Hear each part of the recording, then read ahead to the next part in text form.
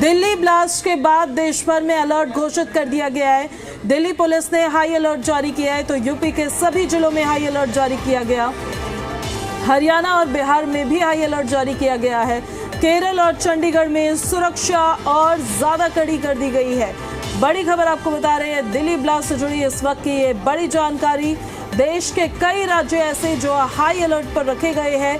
Delhi blast के बाद देश भर में अलर्ट जारी कर दिया गया है और दिल्ली पुलिस ने दिल्ली को हाई अलर्ट पर रखा है। यूपी के सभी जिलों को हाई अलर्ट पर रखा गया है और साथ ही साथ राम मंदिर की सुरक्षा और ज़्यादा बढ़ा दी गई है। हरियाणा और बिहार में भी हाई अलर्ट घोषित किया गया है। हरियाणा दिल्ली का नेबर स्टेट है, तो वहीं बिहार में इलेक्शंस आज हो रहे हैं। सेकेंड फेज की वोटिंग लगातार जारी है। तो वहीं इन राज्यों के अलावा केरल में भी हाई अलर्ट घोषित किया गया है। बीती शाम को जो धमाका हुआ है उसकी वजह से इन तमाम स्टेट्स में घोषित किया गया है हाई अलर्ट। दिल्ली के लाल किला मेट्रो स्टेशन के पास नेताजी सुभाष चंद्र बोस मार्ग पर 10 नवंबर की शाम को जो हुंडई i20 कार में जोरदार विस्फोट हुआ शाम 6:52 पर। उसके बाद से तमाम स्टेट्स में हाई अलर्ट घोषित है। और हमारे 3 सहयोगी हमारे साथ लाइव कनेक्ट हो गए हैं। देवेंद्र भारद्वाज गुरुग्राम से लाइव कनेक्ट हो गए हैं। देवेश दिल्ली से लाइव कनेक्टेड है। तानिया भी हमारे साथ दिल्ली से लाइव कनेक्ट हो गई है। देवेंद्र, पहले आपका रुख करते हुए, गुरुग्राम में जो सलमान का ये कनेक्शन अब सामने आया है, उससे अब जो पूछताछ का दौर लगातार जारी है, क्या क्या जानकारियां फिलहाल इस पर मिल रही है आपको?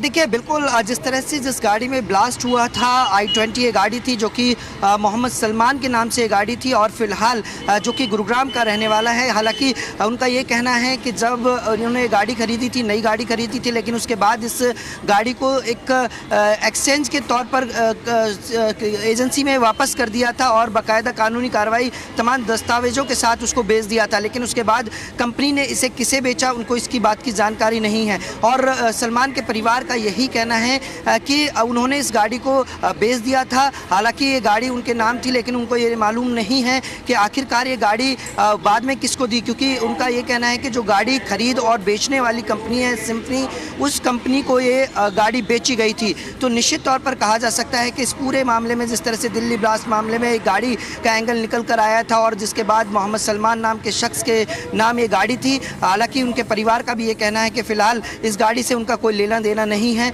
उनको बेवजह परेशान किया जा रहा है। लेकिन फिलहाल इस पूरे मामले को लेकर पुलिस तफ्तीश में जुटी है, क्योंकि मोहम्मद सलमान और उनके भाई जावेद को फिलहाल गुरुग्राम पुलिस ने हिरासत में लिया है और उनसे पूछताछ कर रही है। हालांकि जिस तरह से परिवार का कहना है कि एक सिम्फनी नाम की कंपनी है जो कि गाड़ी खरीदती है और बेचती है, उससे उन्होंने मार्च 2025 में गाड़ी को बेच दिया था और बेचने के बाद ही उन्होंने दूसरी गाड़ी को नया लिया था और एजेंसी में एक्सचेंज इस गाड़ी को किया था। जी देवेंद्र, मैं लौटूंगी आपके पास वापस। इस गाड़ी को लेकर कब ये खरीदी गई और कब ये बेची गई, उसको लेकर भी हम अपने दर्शकों को जानकारी देंगे। लेकिन उससे पहले दिल्ली धमाके की क्रोनोलॉजी समझिए जरा। फरीदाबाद से 2900 किलो विस्फोटक बरामद हुआ। मॉड्यूल से जुड़ा हुआ उमर जो था वो फरार हो गया, उसकी गिरफ्तारी नहीं हो पाई। मुजम्मिल की गिरफ्तारी के बाद ही घबराकर उमर मोहम्मद फरार हो गया था। i20 कार में विस्फोटक लगाया गया है। कार में बैठकर लाल किला उमर पहुंचा है। लाल किले पर गाड़ी पार्क की है बाकायदा। 3 घंटे तक पार्किंग में i20 गाड़ी रही है और कार में उमर बैठा रहा है। उसके बाद समझिए आदेश का इंतजार करता रहा उमर और 6:48 पर गाड़ी पार्किंग से निकली। 6:52 पर ठीक 4 मिनट बाद लाल किले के पास धमाका हो गया। दिल्ली धमाके की क्रोनोलॉजी फरीदाबाद से, जो ये फरीदाबाद वाला मॉड्यूल सामने आया, उससे जो कनेक्शन सामने आ रहे हैं उसके हिसाब से ये क्रोनोलॉजी समझ में आती है। फरीदाबाद में एक डॉक्टर के कमरे से राइफल्स बरामद हुई, केमिकल बरामद हुआ। और इस बात पर भी गौर करिए जरा कि यहाँ इस धमाके में जो इस्तेमाल हुआ उसको लेकर जो चर्चाएं फिलहाल अभी चल रही है, पुख्ता रूप से नहीं कह सकते हैं, लेकिन जो इंसेंजरी डिवाइस यूज हुआ है उसमें भी केमिकल्स का ही इस्तेमाल होता है और वो डिवाइस बनाया ही इसलिए जाता है, डिज़ाइन ही इसलिए किया जाता है ताकि वो आग लगाए। फायर लगा दे, it is design to cause fire. तो ऐसे में देखिए फिलहाल ये क्रोनोलॉजी जो अभी समझ में आई वो हमने आपको दिखाई है। हमारे सहयोगी लगातार हमारे साथ बने हुए हैं, देवेश और तानिया भी हमारे साथ कनेक्टेड है। देवेश, आपके जहां पर अभी मौजूदगी है, क्या हलचल है वहां अभी? देवेश, हमारी आवाज आप तक पहुंच रही है? दोबारा से कनेक्ट करने की कोशिश करते हैं देवेश के साथ। आपकी तानिया, आपकी ठीक है देवेश, कंटिन्यू करिए। देखिए बिल्कुल आपको तस्वीरें हम दिखा देते हैं जहां पर हम मौजूद है, लाल किले के पास हम मौजूद है। यहीं पर जो है कुछ ही दूरी पर जो ब्लास्ट था वो हुआ, लेकिन वो जांच एजेंसियों ने ये जो एरिया आपको नज़र आ रहा होगा कवर किया हुआ, यहीं पर जो है वो ब्लास्ट हुआ था। अब ऐसे में अब जांच जो है वो एजेंसियां अलग अलग कर रही हैं, NIA भी कर रही है, दिल्ली पुलिस और स्पेशल सेल भी कर रही है। और उसके बाद जो है 11 बजे का समय जब बड़ी बैठक जो है होगी, गृह मंत्री अमित शाह की अध्यक्षता में NIA के जो अधिकारी हैं, दिल्ली पुलिस और IB के जो अधिकारी हैं उस बैठक में मौजूद रहेंगे। दरअसल यहीं पर जो ब्लास्ट हुआ था वो यही स्पॉट है। दरअसल I-20 जिसमें विस्फोटक सामग्री थी वो यहीं पर ब्लास्ट हुआ, और उसके बाद जो आसपास की गाड़ियां थी वो जलकर पूरी तरह से खाक हो गई, और जो लोगों की जो बॉडी थी वो दूर दूर के उनके पार्ट जो है जाकर गिरे थे। आज सुबह भी कई ऐसे पार्ट मिले बॉडी के जो दूर दूर जाके 50 से 40 मीटर की दूरी पर पड़े थे। और जो गाड़ी के पार्ट से ब्लास्ट हुआ था, जो I-20 में के पार्ट भी यहाँ से करीब जो स्पॉट आपको नजर आ रहा है, जो कवर्ड है पूरा, जहाँ पर ब्लास्ट हुआ था, दरअसल वहाँ पर वो पूरा एरिया जो है कवर कर रखा है, किसी को आने जाने की इजाज़त है नहीं। दिल्ली पुलिस और जो फोर्स है बस वही उस तरफ जा सकती है। साथ ही साथ क्योंकि लाल किला जो है नज़दीक में ही है, लाल किले में भी जो लोग काम करते हैं सिर्फ उनकी ही जो है एंट्री कराई गई है, उनकी जो पूरी जाँच है उसके बाद ही जो है लाल किले के अंदर एंट्री कराई गई है। और अगले आदेश तक जो लाल किला है आम लोगों के लिए पूरी तरह से बंद है। अब खास जो है वो अक्सर भीड़ इलाका रहता है, क्योंकि लाल किला सामने है और दूसरी तरफ जो है वो दिखा देते हैं, क्योंकि मार्केट है यहाँ पर, चांदनी चौक की बड़ी मार्केट है यहाँ पर, और यहाँ पर लाखों की संख्या में हर रोज़ लोग पहुँचते हैं। दूसरी तरफ जैन लाल मंदिर है। दरअसल यहाँ ये भी खास है कि जैन लाल मंदिर के अंदर के जो कांच के जो शीशे थे वो तक टूट गए, साथ ही साथ जो गाड़ी के पार्ट थे, जो बॉडी के पार्ट थे वो तक अंदर पहुँच गए। आप अंदाज़ा लगा सकते हो कि एक जो दूरी है करीब करीब 60 से 70 मीटर की दूरी है, और यहाँ तक जो है जो पार्ट्स थे वो पहुँच गए। अब इसको लेकर पूरी जो जांच है वो की जा रही है। बिल्कुल, जांच को दौर लगातार जारी है। और देवेश, आपके पास वापस लौट रहे हैं हम, तानिया भी कनेक्टेड है हमारे साथ। तानिया, आपकी जहां पर मौजूदगी है वहां पर क्या हलचल अभी नजर आ रही है?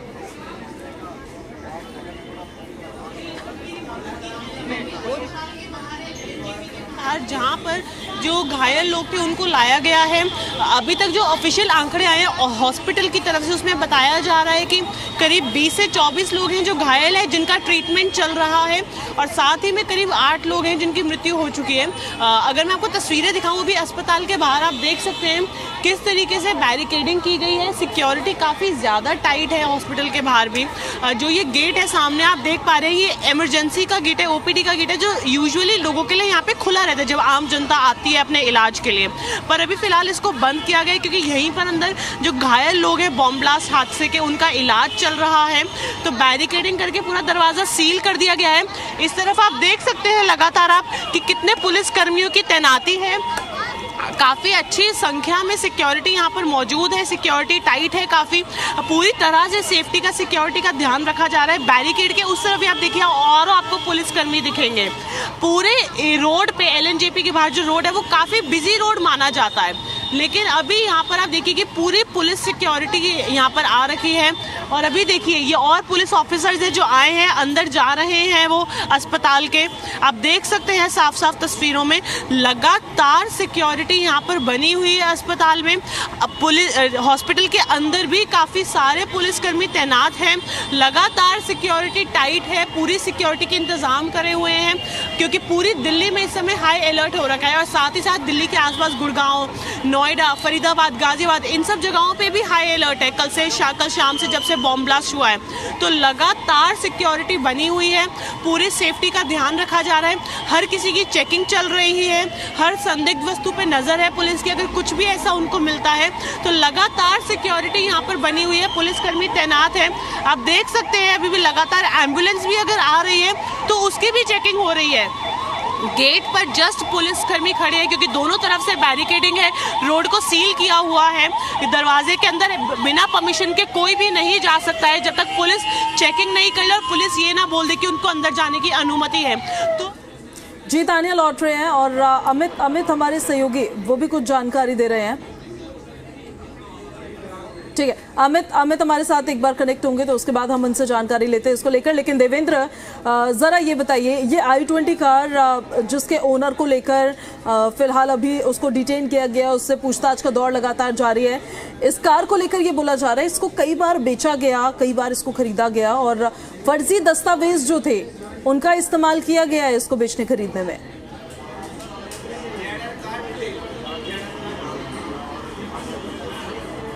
देवेंद्र, अनम्यूट कर लीजिए जरा आप, आपकी आवाज हम तक नहीं पहुंच पा रही। जी जी जी बोलिए बोलिए देवेंद्र, अब आ रही है।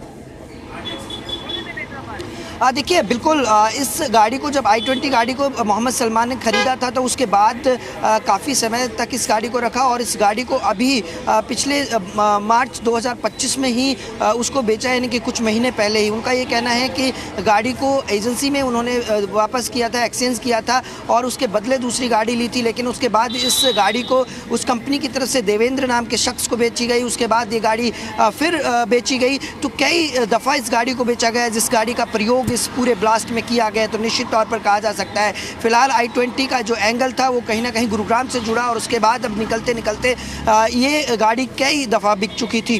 तो फिलहाल इस पूरे मामले को लेकर तमाम जांच एजेंसीज जांच कर रही हैं और सबसे महत्वपूर्ण बात यही हो जाती है कि जिस तरह से इस पूरी घटना में जो एंगल निकल कर आया था कि मोहम्मद सलमान के नाम से गाड़ी थी, क्योंकि मोहम्मद सलमान ने इस गाड़ी को जब ख़रीदा था तो शांति नगर गुरुग्राम के एड्रेस पर लिया था और उसके बाद उन्होंने अभी पिछले मार्च 2025 में ही इस गाड़ी को बेच दिया था। लेकिन परिवार का ये कहना है कि उस गाड़ी से उनका कोई लेना देना नहीं है, क्योंकि उन्होंने तमाम जो कानूनी दस्तावेज़ हैं उसके तहत ही उस गाड़ी को बेचा था, लेकिन कंपनी ने उसे किसे बेचा उसे उनकी जानकारी नहीं है। तो फिलहाल जावेद और मोहम्मद सलमान यानी कि उन दोनों भाइयों को पुलिस ने हिरासत में लिया हुआ है, तफ्तीश जारी है। लेकिन परिवार का ये कहना है कि इस पूरे घटना से, इस गाड़ी से उनका कोई फ़िलहाल लेना देना नहीं है। लेकिन इसके बावजूद भी अभी भी पुलिस क्योंकि जांच में जुटी हुई है, जिस तरह से ब्लास्ट हुआ उसके बाद एक के बाद एक जो कड़ी जुड़ती चली गई उस पर लगातार तमाम जांच एजेंसीज जांच कर रही हैं। गुरुग्राम ही नहीं बल्कि दिल्ली एनसीआर के कई ऐसे इलाके हैं जिनको हाई अलर्ट पर पूरी तरह से रखा गया है। ठीक है देवेंद्र, लौट रहे हैं हम आपके पास। देवेश, अब एक बार फिर से आपका रुख करते हुए, ये जांच अभी फिलहाल जो है ये किस दिशा में जांच जाती हुई नजर आ रही है? फिदायीन हमले को लेकर पहले शक था, लेकिन अब जैसे जैसे जानकारियां निकलकर और सामने आ रही है ये शक अब यकीन में बदलता हुआ नजर आ रहा है।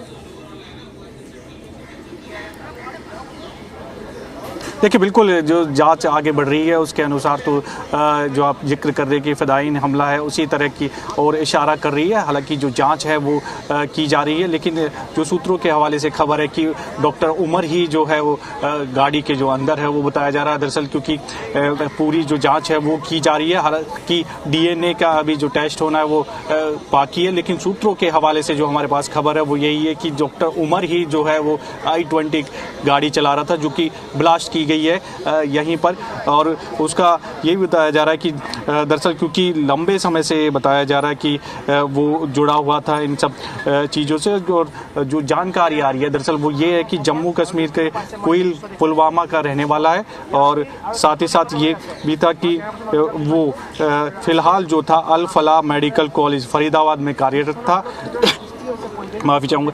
तो इसको लेकर जो है पूरी जो तफ्तीश है वो चल रही है, लेकिन जो फिलहाल वो खबर सामने आ रही है वो ये है कि जो गाड़ी जो चला रहा था, जो कि 3 घंटे इंतज़ार किया था पार्किंग में, वो उमर ही था। अब इसको लेकर जो है एनआईए और जो स्पेशल सेल है और जो दिल्ली पुलिस है वो आगे जांच करेगी और इसके हर एंगल को तफ्तीश किया जा रहा है। न केवल फरीदाबाद से किस तरह का कनेक्शन था, कब से वो इस मामलों में जुड़ा हुआ था और कौन उसको कमांड दे रहा था, किस तरह की कमांड थी वो उसको मिल रही थी, क्योंकि करीब 3 घंटे उसने पार्किंग एरिया में जो है इंतज़ार किया। और उसके बाद जो है यहाँ पर, जहाँ की तस्वीरें हम सीधा दिखा रहे हैं, लाल किले के सामने की तस्वीरें, जहाँ पर यहाँ पर वो दरअसल पहुँचता है और यहाँ पर ब्लास्ट होता है और उसके आसपास की जो गाड़ियाँ हैं वो जो है जलकर खाक हो जाती है। और इसमें एक और अपडेट है, दरअसल जो खबर है दिल्ली पुलिस के सूत्रों के हवाले से कि दिल्ली के कोतवाली थाने में जो FIR है वो दर्ज कर ली गई है दरअसल। तो जो पूरी तफ्तीश है वो की जा रही है, हर एंगल से जांच की जा रही है और अब से कुछ ही देर में जो बड़ी बैठक है गृह मंत्रालय की वो भी होगी, जिसमें NIA की जो अधिकारी हैं, ऑफिसर्स हैं, दिल्ली पुलिस और तान्या, ओवर टू यू। किले पे जो बॉम्ब ब्लास्ट हुआ, ये यहाँ पर हमारे पास लोग आए हैं LNJP अस्पताल में अपने इलाज के लिए। कल बॉम्ब ब्लास्ट हादसे में ये घायल हो गए थे, यहाँ पर ही हमें अपनी स्थिति बता रहे। देखिए इनको कितनी चोटें आ रखी है। क्या कह रहे थे आप अभी? अभी आप कुछ कह रहे थे? हमारे बिल्कुल आंखों के सामने मेरे गाड़ी के आगे में मैं पानी का ट्रॉली हमको बचा लिया। हम पानी की ट्रॉली पे खड़े थे और गाड़ी के सामने में बम हुआ, उसी का बॉडी लगा मेरे को। मेरा गिलास, बोतल पानी की सब उड़ गया और मैं कैसे बच गया ये परमात्मा का लाख लाख शुक्र है। सिर्फ मेरी मौत एक कील में तब्दील हो गई, ये माता पिता का कुछ आशीर्वाद था या पूर्व जन्म का कुछ कर्म था जो हम बच गए। अभी यहाँ आए तो यहाँ इस गेट से एंट्री नहीं हुआ, उस गेट से नहीं हुआ। सोचे आपका इलाज हुआ अंदर? जी, इलाज के लिए तो भाड़ा लगा के आए इतनी दूर से, लाल किले से आए हम। मैं लाल किले पे ही पानी का काम करता हूँ। तो अंदर अभी अस्पताल में आपको क्या मतलब मदद मिल रही है, सहायता मिल रही है? मदद नहीं मिला, बोला नहीं होगा, आगे दिखा लो, आगे दिखा लो। कहाँ दिखाएं? आपको भी चोटें आई हैं? हाँ जी, दोनों हाथों में चोट है मेरे। आप भी वहीं पे काम? हाँ जी, वही काम करते, इनके बगल में खड़े रहते हैं। भटूरा का काम करता है, हम पानी का काम करते हैं। बताइए अपने काम के बारे में थोड़ा। मैं भटूरे बेचता हूँ वहाँ पे, तो कुछ टुकड़े पड़े हैं जिसमें कि हाथों में लगे चोट और मेरे पैरों में चोट लगी। जब ब्लास्ट हुआ आप वहीं पर मौजूद थे? हाँ जी, वहीं मौजूद थे।